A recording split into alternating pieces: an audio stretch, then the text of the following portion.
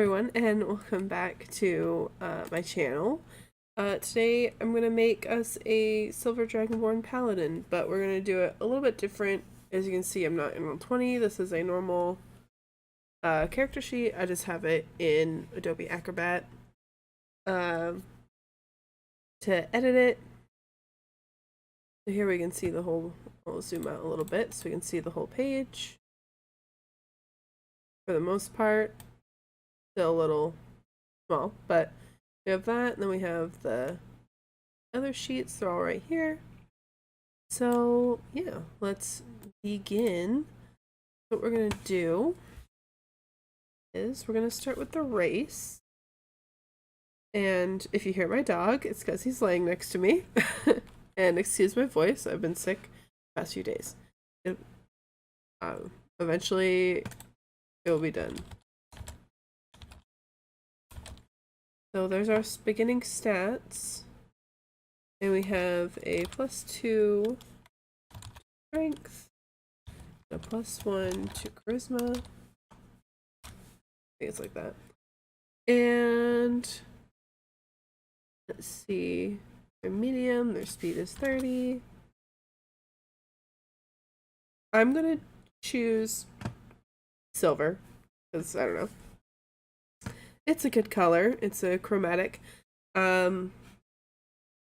Technically, Dragonborns don't have to follow the same thing as normal dragons, but the chromatic dragons tend to be evil, and the metallic tend to be good.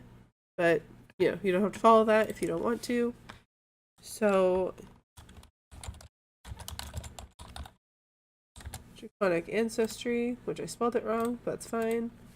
We're going to be silver, which gives us a 15-foot cone. That is a con save of cold damage.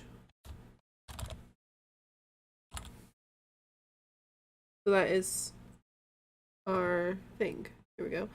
Draconic Ancestry. Have Draconic Ancestry. Choose one type of dragon from the table. Your breath weapon and damage resistance are determined by the damage type. So you do cold damage, so therefore you are resistant to cold damage, which means you take half damage. You have the breath weapon, which is what these stats are for. You can use your action to exhale destructive energy. When you use your breath weapon, each creature in the area of the exhalation must make a saving throw, and the DC is 8 plus your con mod plus your proficiency mod or proficiency bonus. And since we don't have stats yet, we can't really figure that out. We have a +2 up here. We can see that. And let's see. A creature takes 2d6 damage on a fail.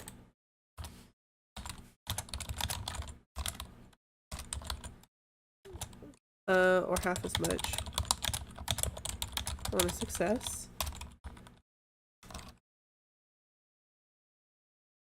And then the damage will increase as you gain higher levels.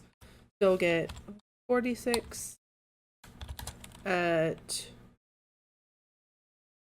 Oh wait, it goes up to 36. You get 36 at 6th level. Then you get 46 at 11th level.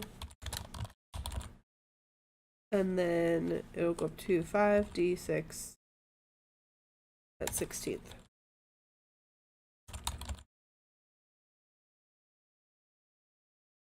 So, and then you have to finish a short or long rest. Do I use it again? Man. You guys can just see how terribly I can, I type. So we have damage resistance to cold damage because of silver. And then your languages are common and draconic.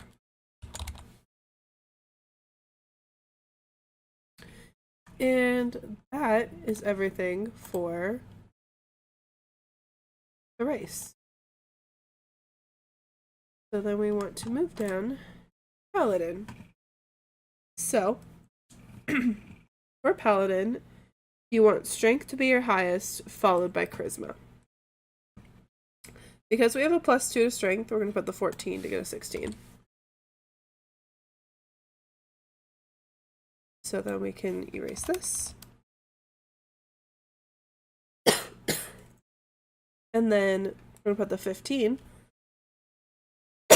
Excuse me, sorry. I'm going to put the 15 in Charisma with +1, get a 16.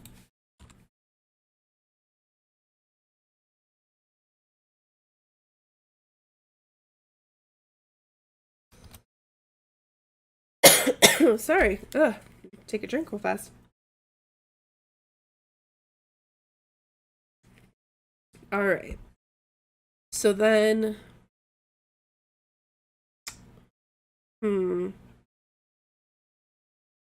Let's see. I'm gonna make his intelligence an 8, or her intelligence an 8. And then wisdom a 10. And then we'll put 13 here and 12 here. These will give us plus a +1. +0. So, we have all of our stats. These are all. This way we at least have a bonus to health and a bonus to initiative. That gives a +1 initiative. Oy, I apologize for the coughing. So, for your hit points. Oh, you're going to hear my dog here in a second. For hit points, paladins have a d10, so our first level health is 10 plus your con, which is 11. So our max is 11. Then we get, down here, we get all armor. And we get shields. Then we get simple and martial weapons. And we get no tools. Our saving throws are wisdom and charisma. So +3 because of our strength. +1, +1, -1. Our wisdom is a 0, but we're proficient, so we add the +2. Charisma is a +3, but we're proficient, so +2, so +5. Then we also want our background.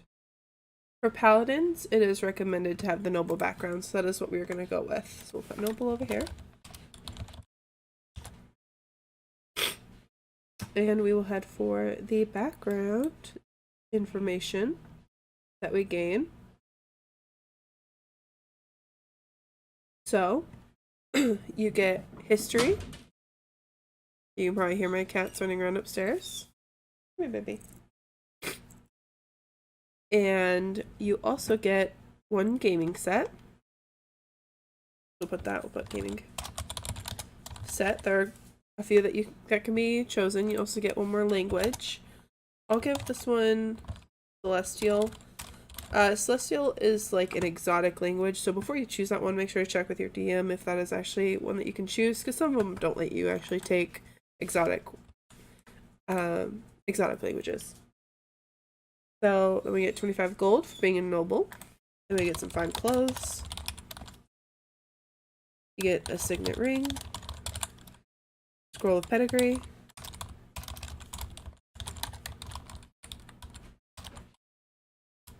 I spelled it wrong, but I knew I would.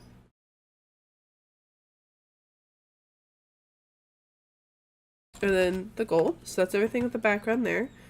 And then you get a feature, position of privilege. So I'm just gonna copy and paste that in. It's gonna be a little messed up, but that's fine.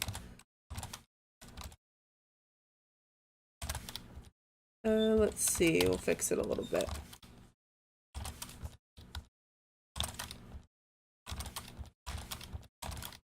Fix it a little bit. It's a little messed up.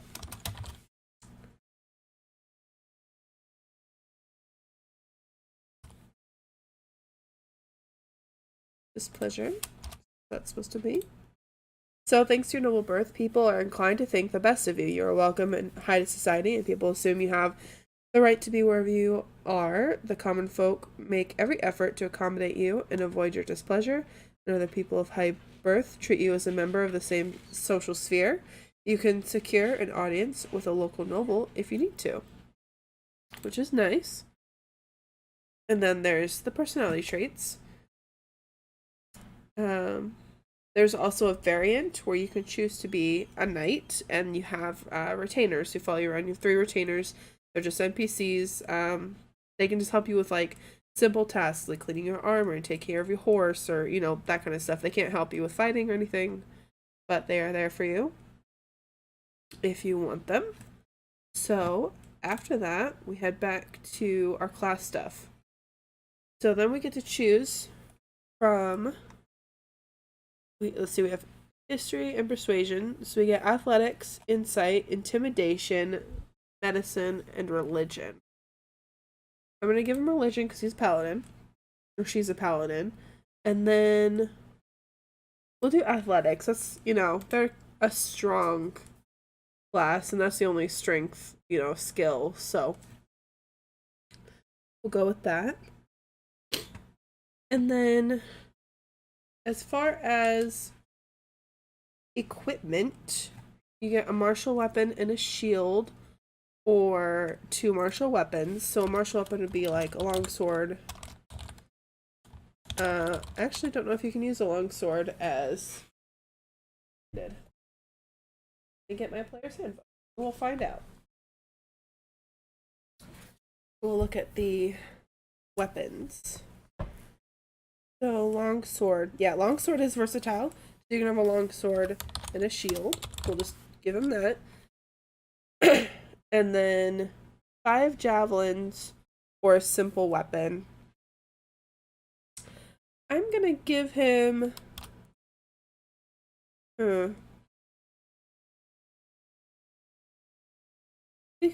we can do the 5 javelins. We'll do 5 javelins. And then a priest pack or explorer's pack.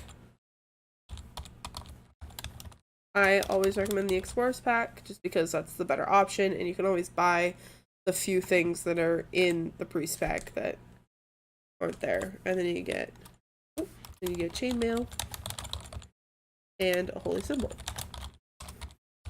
to go with your god. And then because we have chainmail, we have a 16 AC, and it goes up to 18 if we have a shield on. So if you have a shield, it gives you a +2 bonus to your AC, so that's why it'd be 18 if you had the shield up. If you wanted to use your sword two-handed, you wouldn't be able to have that up, and your AC would be a 16. After that, and you can choose who your god is between, whatever you want. And there's plenty to choose from. I'm gonna go ahead, let's change this up a little bit, just because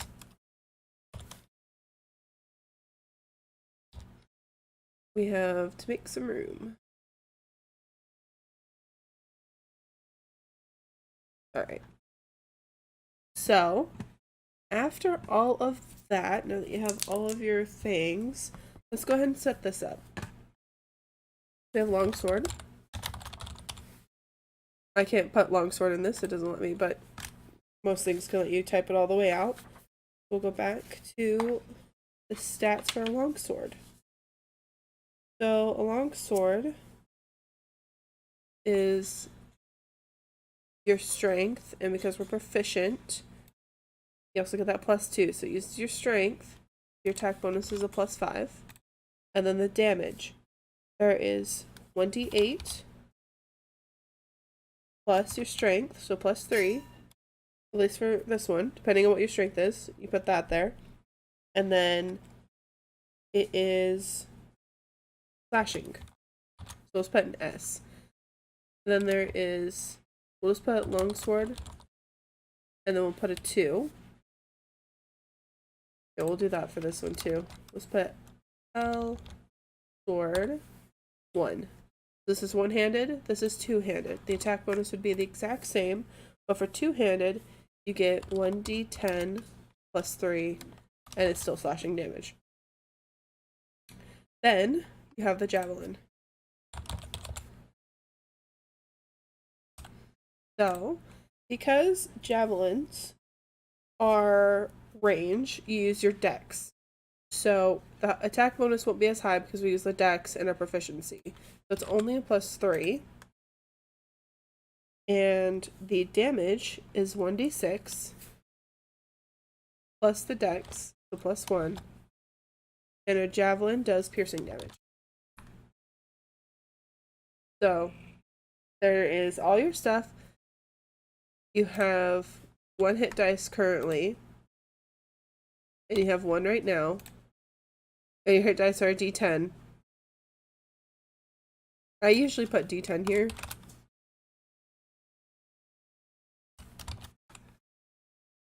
And then you can change that there if you want. You don't have to. You can just put the number there, but if you don't want to keep looking at the book, but it's fine. Then, paladins get 2 things at first level.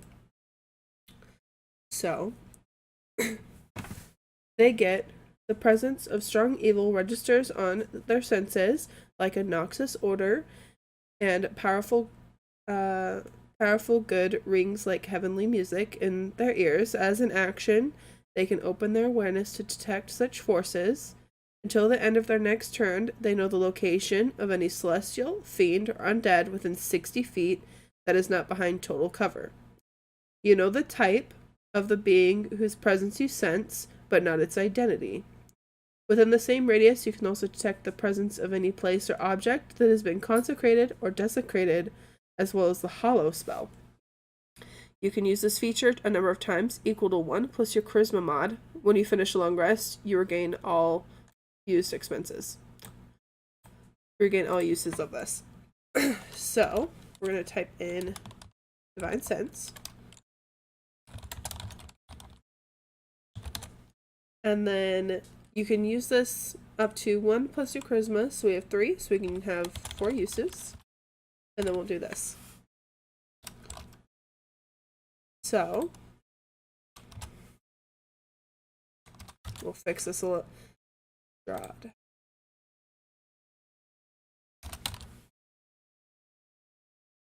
So, it's a little messed up as always, but that's fine. We'll fix it a little bit. It's not as small. That's the only problem with working in Acrobat, is that it doesn't let you scroll down like in Roll20. You only get, it just gets smaller and smaller the more things you put here. You can always move the location.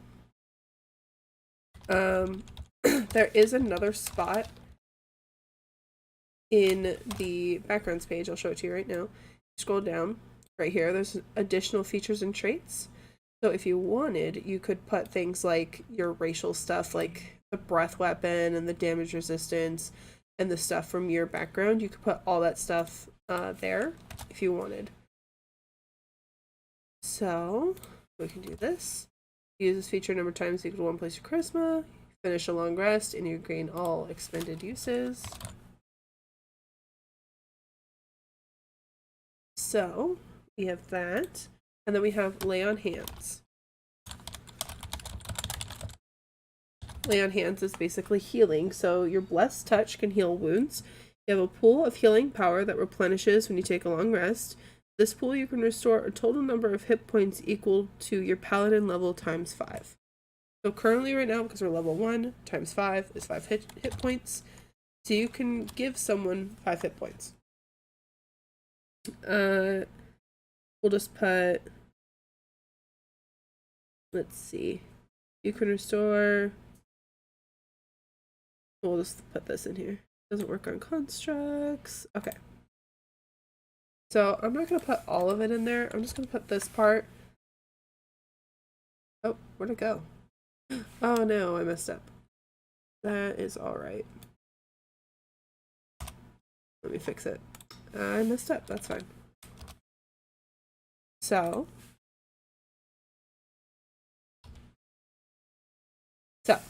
here we go. So I left in you can restore total number of hit points equal to your paladin level times 5. So that way you always have that note there. As an action, you touch a creature and draw power from the pool to restore a number of hit points to that creature up to the maximum amount remaining. Alternatively, you can spend 5 hit points from your pool of healing to cure a target of one disease or neutralize one poison affecting it. You can also cure multiple diseases and neutralize multiple poisons with a single use of land hands, spending hit points separately for each one. And then this feature does not work on undead or constructs. So it looks a little smaller on here, but that's okay. And then we have all these. So what we're going to do is we're going to work on this. So you have for Dex, we have +1. For Wisdom, we have +0. For Intelligence, we have -1. Strength.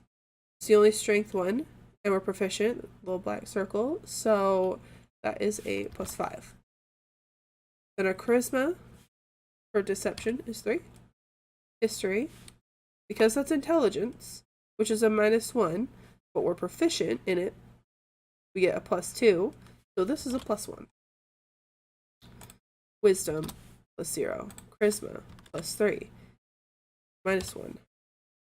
+0. -1. +0. +3. Persuasion, we're proficient, so +5. Religion, we're proficient, but it's intelligence, so +1. Sleight of hand, +1. Stealth, +1. Survival, +0. Also, because of chainmail, you have disadvantage on stealth checks. So for disadvantage, you roll a d20 twice, plus your stealth mod, and you take the lower number. And then your passive perception. So your passive perception is 10 plus your wisdom mod, and if you're proficient in perception, then you also add your proficiency bonus. So we have 10, we have no mod, and we are not proficient, so it's just a 10. So that looks like everything. Paladins do get spellcasting, but that is not until 2nd level. And they don't have a lot of spells. Most people use their slots for smites, which is just extra damage when you attack. But this stuff is like mostly what you use to your attacks, and you know. Obviously, you also get a little bonus with the breath weapon, which is nice, but you can only use that once per short or long rest. So unless you have a nice DM who lets you rest all the time, you can use that multiple times, but... And then you have all these. So that is everything. So if you enjoyed this video, hit that like button, hit that subscribe button, leave a comment if you would like. Let me know if you enjoyed seeing it in this form or the Roll20 form. I'm going to try to do a couple in this just to really help those players really understand the math behind all the bonuses. Because Roll20 kind of does that for you. So, like, if you're doing it in Roll20, you can't get it wrong because Roll20 will help you. But with that, we're going to go ahead and end this video. So, goodbye, and I hope you enjoyed this video.